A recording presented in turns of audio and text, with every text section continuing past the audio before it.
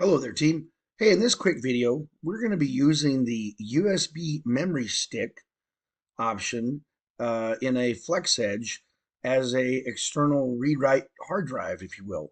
Normally, in all the other videos and in the past, I've always used the SD memory card inside a Redline device, or with the FlexEdge, it would be the micro SD memory card for all my stuff when I'm writing and reading CSV files or other files.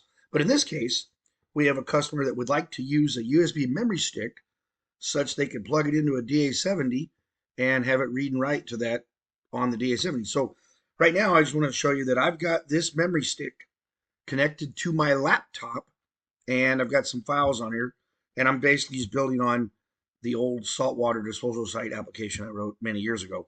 But anyway, I want to show you something. So on the root directory of this drive, I've got some files. For instance, there's one called drivers. So if I say I open this up in Excel, you see it brings in a column of index drivers and company codes. Or if I right click on it and say I open it up with Notepad, it comes in just as a text file. That's all it is. Or if I right click on it and open it with, say, Notepad Plus, in Notepad Plus, I have it here where it's showing the carriage return line feed at each one of these lines. You can do that by doing view, go down to show symbol, and you can check on whatever you want to look at here. So in this case, I had view, show symbol, and I had all checked. So anyway, those are all hidden in there, but I want you to see that's what's on the driver's file on the root directory of this card. Now, I'm going to take this card out of my laptop, this USB memory stick, and I'm going to pop it into my DA70. There we go, right there. Turn that phone off. I'll call that guy back later. So I popped into my DA70, and what I'm doing here is I want to be able to look at the files on the memory stick. Now, I put some notes in here, but let me show you something.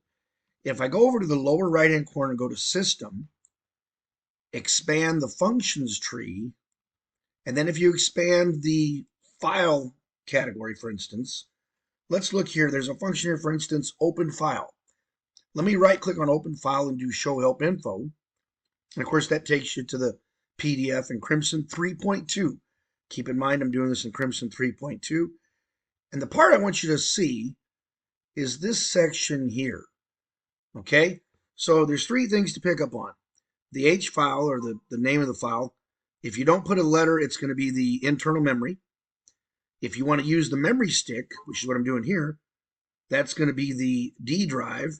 Or if you want to use the SD memory microcard you can put in a FlexEdge, that'd be the E drive. Okay, so that's what I'm looking at there. So back here at Crimson, this is the old saltwater disposal site I did years ago. But what I've done here is I've basically put a D if I want to load from the memory stick, or an E if I want to load from the internal micro SD card. And so down here in my code, you can see I've got my path is D:// and then down here I've got the file name, this truck thing, yeah. And then I put that together and that becomes the file. So I think this is the database that's running. So let's check this out. Let me go back to here. Let me go ahead and remote view. And on remote view here, if I hit this button here, look, I'm using the file viewer, and I can go through and it's going to show me those files. So here it is reading in those different files, and perfect, that works great. So let me close that. And then if I hit this, it actually shows me those users. Now I think that my original program has I should parse out the comma. That's what this is trying to show. But anyway, so the cool thing here is, say I pick Dean's Express. Go ahead and do that. And Dean's Express is passcode number 2. So if I put a 2, that matches. And then down here, you can pick a different driver or something. Oops, I got to go up, down. Oh, yeah. And then you can pick that. And then this guy is 5276. It's already on. But anyway, my point being, it works with the USB memory card just like it does with the SD card. I just closed the app. But anyway, so it'll work great. I think you just need to pay attention to those letter nomenclatures there. Just remember that your program, when you're calling your file, you'll need to put that either a D directory for the USB or an E for the internal micro SD, or nothing if you want to go to the internal memory on that product. Anyway, all of those features, I believe, work fine with a USB memory stick. Hey, thanks a lot, folks. Have a great day. If you want to copy this database, don't be afraid. Send me a note and I'll share it with you. Thanks a lot. See you later.